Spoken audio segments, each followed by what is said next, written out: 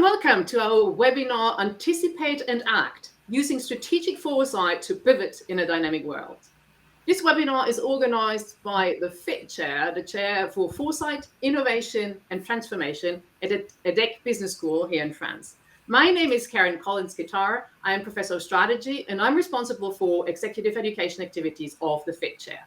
So what are we going to talk about in the next 30-35 minutes? We're going to start about discussing how strategy making has been changing since we've gone through the pandemic. We will discuss what that means for the capabilities organizations and leaders actually need. And we will continue looking at how strategic foresight can actually help to develop those skills. Fourth, we will look at possibilities for building strategic foresight capabilities. Now, just a little bit of housekeeping. I see many of you already typing into the chat, so that's perfect. Please use the chat to post your questions and to answer ours, because there will be questions to the audience, and we'll also have a Q&A session at the end. This webinar will be recorded. Now, without any further ado, I'm really happy to welcome our two speakers, Camelia Rum, Research Associate at the FIT Chair, and my colleague, Renee Rohrbeck. Camelia, could I ask you to introduce yourself quickly? Thank you, Karine. So I have 10 years professional experience. I started my career working with Decision Strategies International, founded by Paul Shoemaker, who was one of the pioneers of scenario planning. And so my career has actually evolved in three stages. First, in terms of applying strategic foresight techniques to strategy development and innovation. Moving then more and more into helping leaders to develop skills around how to think and act strategically. And now my work is focused on designing the processes and structures to help teams build learning agility. Thank you, Camelia. What about you, Renee? So I started to get interested in how to pivot in dynamic environments when I was in such dynamic environments myself, working in the automobile industry and the telecommunication industry at times when there were a lot of shifts and a lot of moments when we found ourselves unprepared. And I started wondering why this is the case. I had now the joy of researching the topic some 15 years, doing a lot of benchmarking work. And now here at EDHEC, heading a research center, which is dealing with how to connect foresight to innovation and transformation. Thank you so much, Renee. Well, let's jump right into it then. So, of course, as all our listeners know, well, there is no shortage of turbulences in today's environment. We've gone through, I should probably say, we are still going through the pandemic. We are now seeing major supply chain disruptions. Climate change is getting, unfortunately, more and more real. We experience it when we look out of the window. And we're still on a political level only discussing what to do about it. Now, what does all that mean for how organizations make decisions, Cam? So what it means is that actually, because of this turbulence, we are forced to do, or actually leading organizations are actually doing, they're not just forced, but they're proactively making choices to do both perform, in other words, to adapt and iterate and to pivot, if you like, in the short term. But they're also making bold bets about where they want to be in the long term. Goals are things that they are aspiring towards. They don't know exactly how to get there, but they know the direction they want to take. And that requires long-term thinking. So they're focused on both the short term and the long term. Is that what you also see in the companies that you're working with, Renee? Well, I mean, I think if we take a concrete example, we've been actually working with the airline industry throughout the crisis. And if you think about being a manager in the airline company, you can imagine that it's hard. It's something which you have not seen before. For many airlines, the business was at 5% of pre-crisis levels for a very long time. This is in an industry where you might have the feeling that you've seen a lot of crises already, like 9/11, like also the first SARS pandemic, which was touching Asia, but also had impacts on the global airline industry. And what we see is that the instinct is first and foremost to understand, how do I survive in the short term and how long will this last? And what we then see is that the more prepared, they start on day one to think, what will the world look like when I'm coming out of this crisis? Because this might be a crucial question to be able to answer in order to survive and to strive in the future. And this is what we really work with. We want companies to be able to constantly have this ability to think about, how am I going to strive in a world which might be quite different from the one I came out of, or which I used to know, which I grew up in. That's interesting. Now, if we move to strategy making, have you observed changes in strategy making before and after the pandemic? And if yes, which ones? Cam, maybe you want to take that one. So the shift has really been, so building on this idea that we need to balance, so we're needing to do both, right? Short term and long term. It means actually that those that are able to, they can sense and make sense of the short term challenge. But the shift that's happening is that actually when you're trying to make this, you're making choices about an unknown future, but you're still doing that. You're saying, but this is the direction I want to move in. You're needing to take action and learn from that and iterate. And so there's far more rapid cycles of experimentation with that long-term goal in mind, as well as building, enhancing your own capability and capacity to deal with those shocks in the short term. Is that something that you've seen, for example, in the airline industry? Renee, you've mentioned that example because at the FIT Chair, we had a big project with a group of companies from that industry. Yes, I think what we also need to understand, and also if you're sitting there in the audience and you're thinking, well, here comes again the university professor who tells us how to do things, but then it's actually quite hard to do it in real life. What we see in the airline industry, for instance, is that, of course, it's a huge challenge to, at the same time, win the cost game, win the price game in your established markets, and build new sources of revenue. In the airline industry, of course, if 90%, 95% of your revenue is missing, it's very hard to start investing. So strategy needs to be about understanding what the real options are on the table, which I can build today. And this is something which is crucial for the airline industry. At the start of the pandemic, many were asking, well, will this last 3 months, 6 months, until we are back to the growth path and also to the type of competitive environment we were used to? And this is something you still need to ask. But on top of that, you need to ask, well, what kind of other environments are being created right now? What kind of markets are being created right now? And how can I be successful in those? And this is what we see indeed. There's many airline companies which say, well, the network-based business model, which is also called the hub and spoke model, has been successful in the past, but it probably needs to be complemented with a multimodal play, crossing to other forms of transportation that are becoming part of a transportation network. How about building another secondary airline with point-to-point business models, etc. So this is something which has been accelerated a lot, and for many organizations, they are now in the process of getting the tools, techniques, and routines in place to be able to do that. Regularly. That's interesting. So from Camelia and from Renee, we hear that they see strategy making changing in companies. Now, we would be interested to hear from you in the audience. Has strategy making changed at your company as a consequence of the pandemic?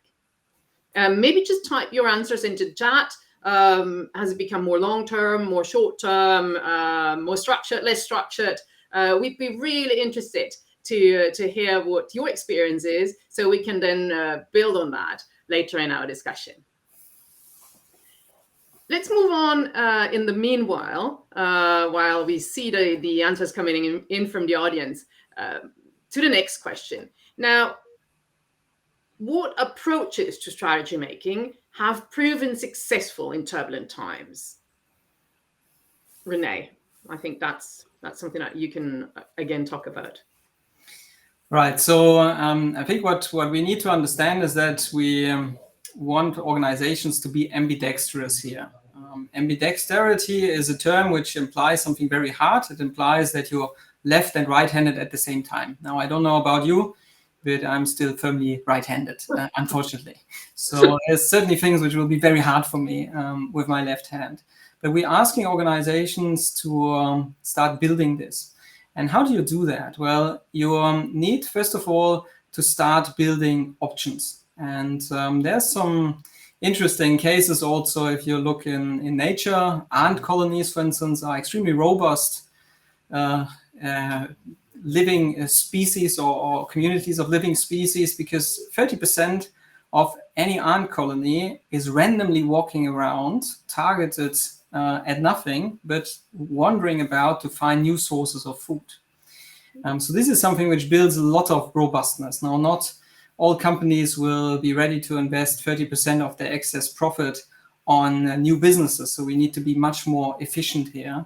And there's a lot of strategy work which is directed at identifying these new markets.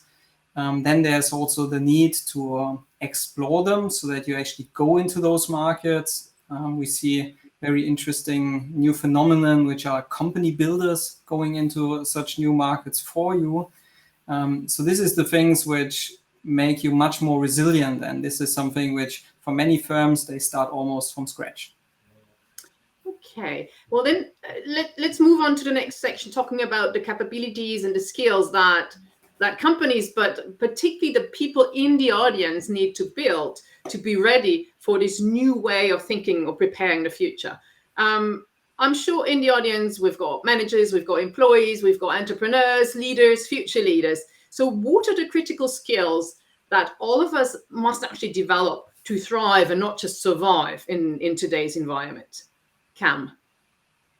So I would say there are three key skills, right? So the first, if in the context of what we've been talking about, so ambidexterity, right? Managing for today, but building for tomorrow. So you need to, first of all, be able to make what I'm calling sense making. So it's knowing what you want to achieve, and that helps you now to be in control of what information you receive and how you interpret it, because then everything becomes filtered through that lens. But then it allows you, therefore, to make sense of a number of signals in the external environment and to say, how could that affect my ability to achieve my goals? That allows you to be more intelligent in a really complex, volatile environment, but also to keep an eye on that longer term view as well. The second is then curiosity, right? So it's to say, actually, so what could happen if ... and to actually play out, to get playful about your own goals and say, how could actually, if I tried this or if this happened, how would it affect my ability to achieve what matters to me? And the third is unlearning, because you don't want to be wrong for longer than needed, particularly in a turbulent environment. So it's about building your muscle to detach from the past, because you now have new information, you have new insight that you can actually, that you are making sense of. And therefore it's acknowledging that certain decisions, certain assumptions we made in the past are less relevant for a new situation. Yeah, so be wrong fast, right? So to sum it up, on a individual level, it's about sense making, it's about curiosity, and it's about the capability of unlearning or thinking again, as what's his name, Dave Branch just said in his latest book. Now, if we look at the same question from an organizational perspective, which capability does an organization need to thrive in turbulent times, Renee? So when we work with executives, then I'd like to implant one mental picture into their minds. So many top executives in the last 2-3 decades, they have seen their organizations very much like rowing boats, trying to optimize everything to move fast. Now, every gram is too much, so make the walls thinner, make it faster, have people row faster, etc. While in the future, they will need to be able to build organizations which are a bit more like surfers. And why I'm implanting this image is because there's 3 things which surfers are very good at doing. The first is to anticipate waves. And we need to anticipate the waves in order to have this, what Rita McGrath, for instance, calls a transient competitive advantage. So you want for a period of time be able to be in a market successful, maybe even dominant, knowing that this market might actually not last for very long. How surfers do is they go to the beach early, they understand when the swell is going to come in, they understand the depth of the water, and to a certain extent, firms can do the same to predict when such waves of new demand are coming in.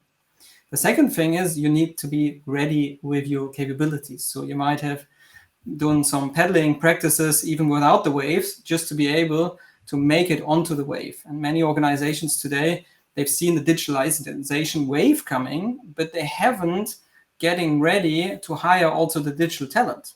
So that's a huge problem. So you need to translate the new needs into a search for new capabilities.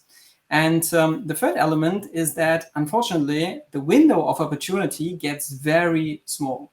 Because when a new market is coming up, and there's entrepreneurs looking at it, other incumbents looking at it, your peers looking at it, maybe companies from other industries looking at it, and all will try to squeeze through the same window of opportunity. So you need to ready your organization for this leap of faith to saying, now it's all in, now we need to capture the market space which we want to occupy in the future. And this is something which in our research comes out as being also very good for your bottom and your top line. So there's a slide which I brought here with me, which shows actually a longitudinal study which we have been working with.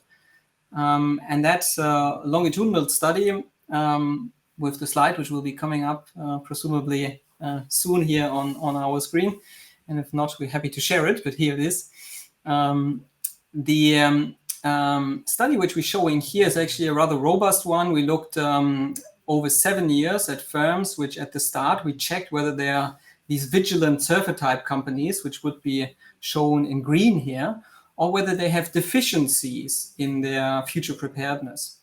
And what we see here is that we have the vigilant companies growing 200% more in their market capitalization, and on average 33% higher profitability. And we checked this also on a number of robustness measures. So this is very encouraging in terms of investing time and money to become more of a surfer company and less of a rower company. Okay, so basically what you're saying is see the wave, prepare for surfing the wave, and then jump or paddle, I guess it is, extremely fast when you see it's the right timing, because otherwise the wave is gone. So that's what we got to prepare for as an organization. Now, you talked about different types of companies, the vigilant ones, which we were hoping to be part of, who are prepared to ride the next wave. But you're also talking about neurotic, vulnerable, or endangered ones. Based on your study, are most of us working in vigilant companies, or is it more about, trying to make neurotic, vulnerable, or endangered ones a bit more agile? Yeah, so it's really about making more companies vigilant. We are now in our latest study at some 20% of companies which we see as vigilant. And what one needs to understand is that our measure is a relative one. So it's not just about your absolute capabilities, but it's about the capabilities you need given the environment in which you are and given your ambition. Because it differs how much foresight you want to do, whether you are a company which is what we call a prospector, one which is first into markets, creating markets, or whether you're more a defender company which follows prospectors and can copy somewhat from their successes. And this is therefore something which we are seeing over time the wrong trend, that more companies are entering the vulnerable or in danger or neurotic categories. And this is something we need to counteract in the way we train leaders and in the way we also build our organizations. Now, this doesn't seem like a huge surprise, based on the experience we have from the last 2 years in the pandemic and so many companies struggling. But what gets in the way of developing these important skills and capabilities? I think, Camelia, you've got quite some experience there from your perspective, accompanying lots of companies. So I would say there are three key things that potentially get in the way. So I put them in the so I put them in the not. This isn't my problem now. I've seen this problem before, so I do what I've always done. And then there is the group that says, what problem in the first place, right? So let me go into a little bit more detail on each of these three. So so what gets in the way of developing these capabilities? The first one is the not my problem now. So again, this excessive focus on the short term, or another variant of this is actually, to build on Renee's surfer and rower analogy. I'm a rower. I'll just continue to do what I do really well. I know my stuff. I don't need to become a surfer. So that's really not my problem now. I focus on the thing that drives my performance today. The second barrier is I've seen this problem before. So this is where biases come into play. So in belief that actually you've seen, or you've probably seen the movie before, but maybe there's been something that's shifted in the context, but you apply an old way of thinking about it, or you believe that you know exactly what's needed to be done, what action you need to take to resolve a challenge, when actually there's a far bigger, if you like, tide that's flowing underneath that actually you need to be paying attention to. And the third one is what I call what problem in the first place, right? So what I mean by that is there are those organizations who are less, they haven't exactly made that bold move, or they haven't taken that leap of faith. And so they're working on a problem that is just more not necessarily short-term focus, but they're not necessarily seeing the bigger set of opportunities around a context. And so what that means is that they therefore just focus on a really small piece, or a small opportunity space, when they could actually look at a range of options to move them in an entirely different direction. I see. So what can leaders do to build these capabilities within their organizations? So in terms of, again, this analogy of the rower moving from a rower to a surfer, right? You are building a wholly different set of muscles. And you're going to need to build different habits to build those muscles as well. You're going to need to do different things. So the first thing is to commit to actually to thinking in this way as a habit. And habits stick when you can do three things. You can master the basics, then you apply them consistently, so you practice them. And it also helps to be part of a community where you can practice that. And so learning, so what does it now then, if you like, take to make that leap of faith, to challenge how I work today, to explore the signals of change, to make sense of that.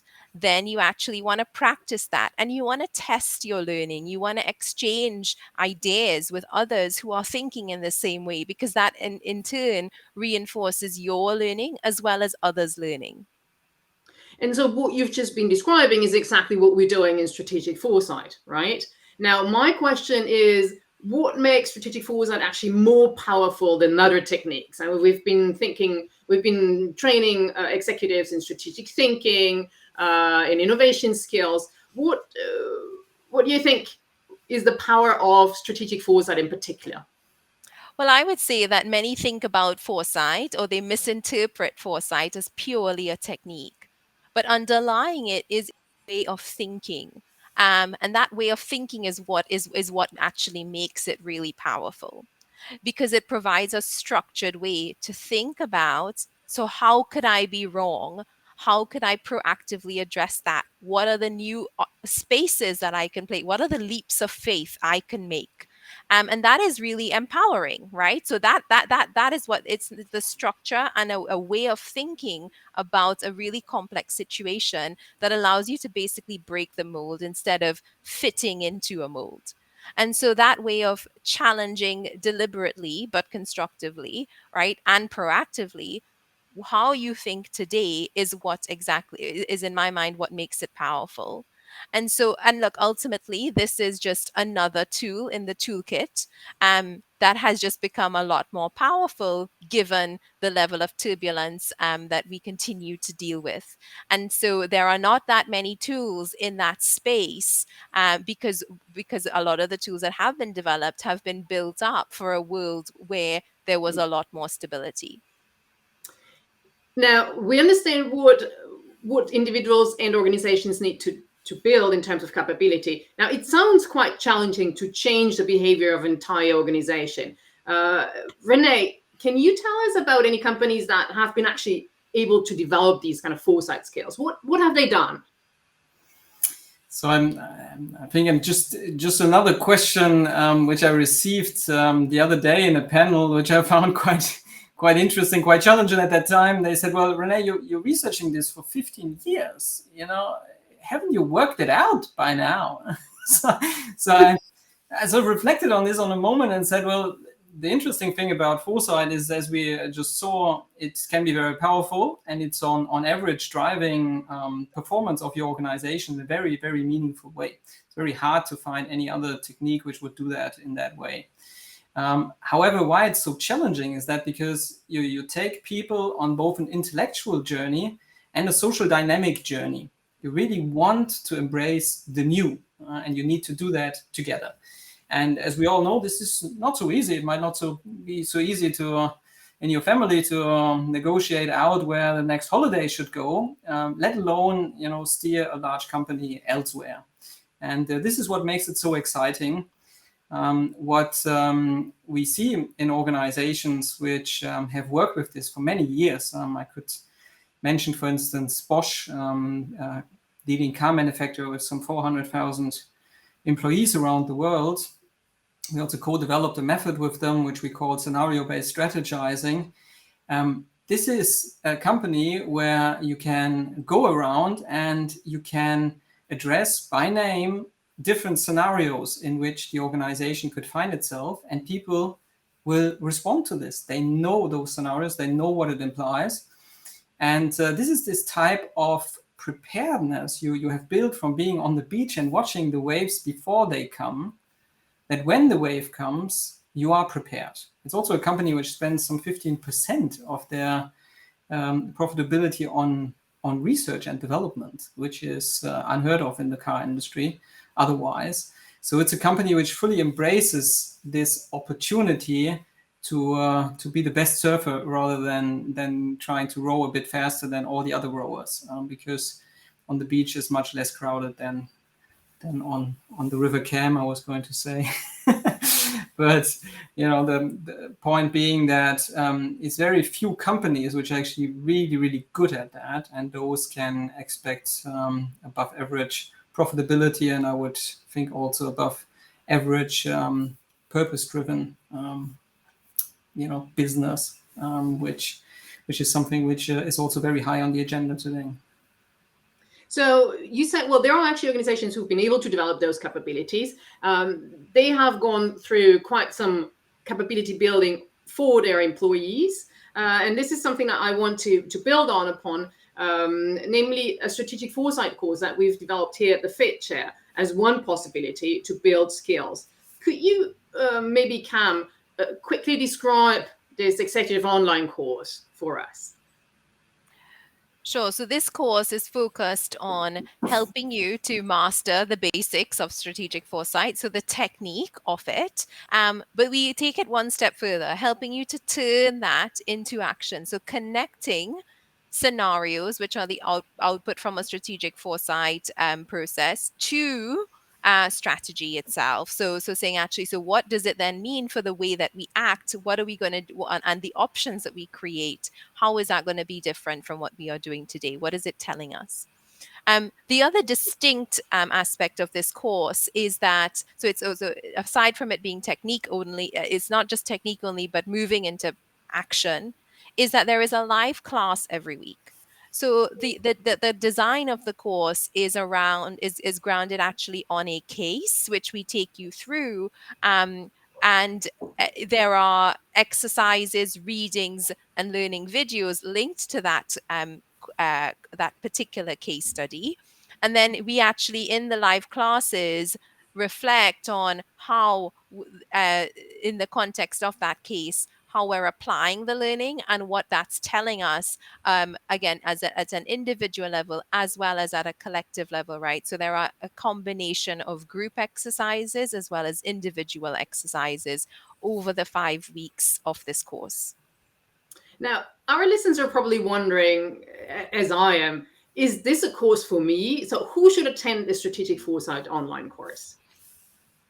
So I would say anybody who wants to build the capability to sense and act. So this is not purely, again, about learning the strategic foresight technique, but taking it one step further to say, what am I going to do differently as a result of this new insight and this new knowledge that I have? And so the people who are who probably tend to operate in that space on a more in a more, if you like, acute way, are those typically with responsibility for innovation, strategy, product development, R&D in their organization. But from the last cohorts, we've seen actually that it's been a real mix of people from private and public sector organizations, again, symptomatic or reflecting the scale of disruption that we're seeing in society today, but also people just actually looking for a different career path and actually saying and paying attention to what are things that maybe we saw in our career that we want to do differently, and what are things that can help us to engage with our clients, to engage with stakeholders in a different way. So there, and then so it's, and what we also saw from the last cohort were generally people who had some sense of responsibility in their companies for looking at those game-changing solutions, for taking those leaps of faith, or at least exploring what might be the leaps of faith that we need to take for our organization. So, Cam, you've talked about individuals attending. Now, earlier, Renee has talked about developing organizational capabilities. Can this course help building those organizational capabilities, Renee? It certainly can. I mean, what makes us so excited about this course is that it's not only 15 years of research which went into this course. It's not only some 500 companies we benchmarked over the years, which goes into this course. So we know a lot about what works well in organizations. How do they combine different methods? How do they combine different techniques? How is this integrated in their strategic planning? How is this integrated into their innovation planning, innovation execution? What kind of organizational units have they built, etc.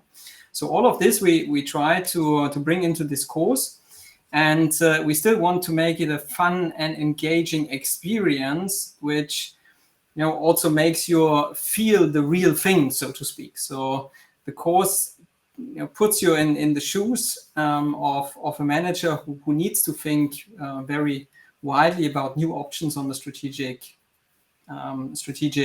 decision-making plate, and then takes you through the thinking process, starting with scanning for signals, going into the different strategic options you define, understanding scenarios, and bringing all this together. And then the course also is offering another option, which is often taken by organizations which have multiple people joining and doing a kind of consultancy engagement at the same time in order to work on their strategy. So we're offering what is called a premium option, where you're not only following the course with one or more colleagues of your organization, but where we coach you on your case. So you can actually, in the course of these 5 weeks and potentially also longer, work on your case, get our feedback, work with our tools, and we help you not only learn a technique, but sort of execute the real thing in your real setting. In your company, right? So it's not a case, it's actually the real company. The participants are going to be working on the challenges that they're facing currently in their companies. So for instance, we had one case where they worked then on the future of digital manufacturing, and they built scenarios on it, strategies on it. And this is then something we coach in the rhythm of the course, so that they can follow the tool knowledge, have then their case, so they work on, and then get a certificate from the EDHEC Business School when they complete.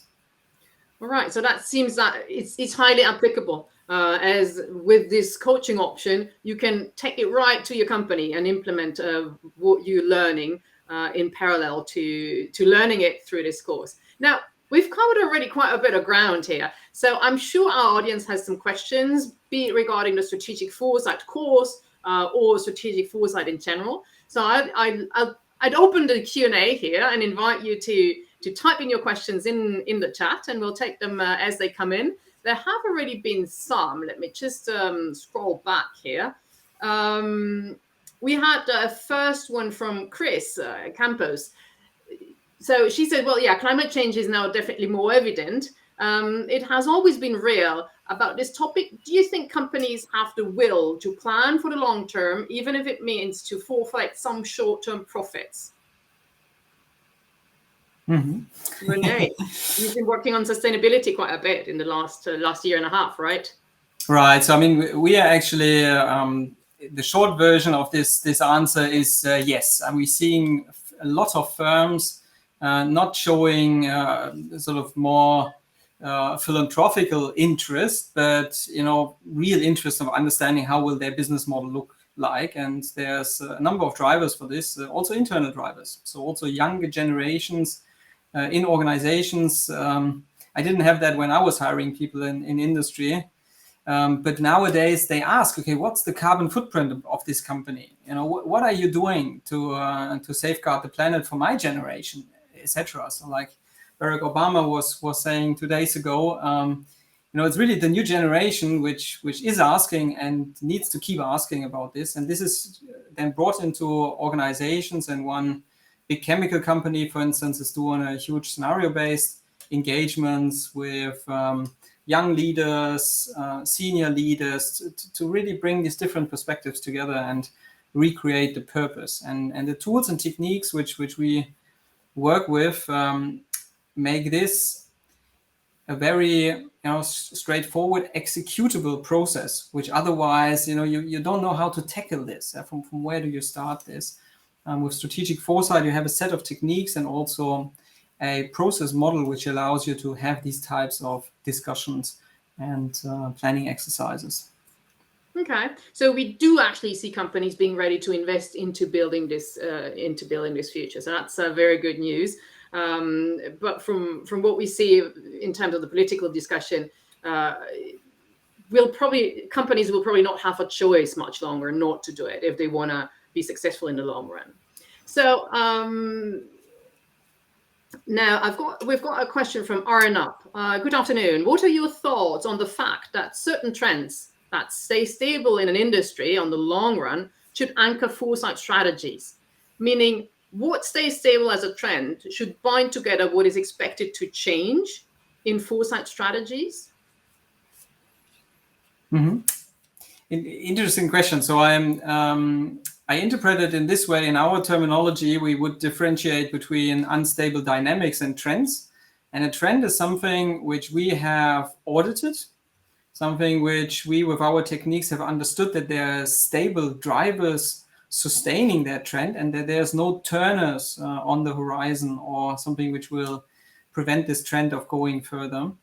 And indeed, this is the type of waves we then discover, and this is rare. In common language, trend is not a very rare word. Everything is a trend. Look at the fashion trend, look at food trend, look at trends in living and so on. But if you look closer, they are dependent on a lot of drivers when you look at the systems perspective of it. And after we go in there with tools, then yes, we do find these drivers of change, these stable trends on which businesses can build also heavy investment decisions and then create good positions in new markets. Now, a very concrete question, and I think that goes to you, Cam. Which of the many tools, frameworks, and methods from Strategic Foresight are you using and applying in the course? So we focus we focus on the deductive method of scenario planning in this course. So I would say one things that we don't do in the course compared to some other courses is an extensive review of all the different techniques by which you can build scenarios. There is reading on that, but we do focus a lot on application. So building your own muscle, right? Building your own habits to apply a particular technique. So we focus on the use of this 2x2 matrix to build the scenarios, and then we focus on building then a strategy table that allows us to translate those insights into a set of options, and that we can break down into no regret moves, big bet options, and big bets. So then we are able to craft a portfolio and then a narrative that binds the decision together, that says, here's how we move from making sense of the overall environment to its implications for us. And so that's why we've made a very deliberate focus on a particular technique here, and also connecting it to strategy development. In order to be, again, super applicable, so people can take it right away and apply it in their companies, which is one of the main goals of this course. I think. What I would possibly also add to this, I mean, there's publications out there which will teach you about the 100 most important strategic foresight methods. This is not our approach. So our approach of building this course in this 5-way version is that we wanted to give you the path which we have traveled many times, which we found to be very successful. Not only as university professors, I'm also running a consultancy. So we have taken many large multinational companies through that process, which is to some 20 to 30% also based on our proprietary methods, which we have developed together with companies like Bosch, Cisco, Deutsche Telekom, and others. So it's really a course which will show you the EDHEC approach to strategic foresight and make you work with it, so that you see results for the case, which could be, as we discussed, our case, can also be your case, in order to then come out and say, well, this is actually something I'm starting to feel quite comfortable about implementing. One last question. I'm sorry we can't take all of them, but I hope we're covering most of the topics that you've touched upon in your questions. Soren writes, we live in a time of unprecedented uncertainty in many areas. So the past is actually increasingly losing its value as guide for the future. How do you deal with that when you want to make informed decisions for the future based on data, but they may not be that relevant anymore? Well, I could take that. I would actually make the counter argument here. This is not as true as it sounds. We have also had statistics of how fast technology is changing and so on over many decades, which shows the fast pace which we seemingly are exposed to can actually not be found in data. So it's not as fast moving as we think. The pandemic was not as unpredictable as many think. There was particularly German originally, so I read with great interest in 2012, I think it was, a briefing document for the German legislative body about pandemics and what the impact would be and how to counter it and how important it is to invest in hospitals early and so on and so on. So it's not a matter of being in an unpredictable space, because you're right in the sense that our tools and techniques, they build also on some form of predetermination, not on past data as such, but we carefully look at what has happened in the past, what is driving the present, and what will be driving the future. So what are new drivers coming in?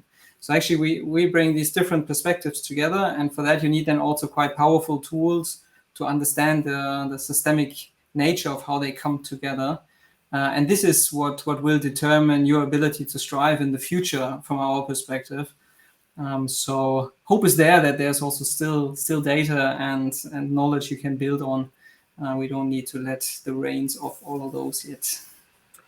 Yeah, well, I'm looking at the watch and time is fleeting. So the last thing that I got to do is, well, first of all, thank you to you, Camelia and Renee, for the insightful discussions, for the insights that you've shared with us and our audience. Thank you for being such a great audience with so many interesting questions. Sorry we couldn't deal with all of them, but I think we've covered quite a bit of ground. Please use the QR code on the slide that you're going to see right now for more information about our Strategic Foresight course and also for registering for it. We're really looking forward to seeing you at the Strategic Foresight Executive course or any other events organized by the FIT Chair. So stay fit and have a great afternoon. Thank you.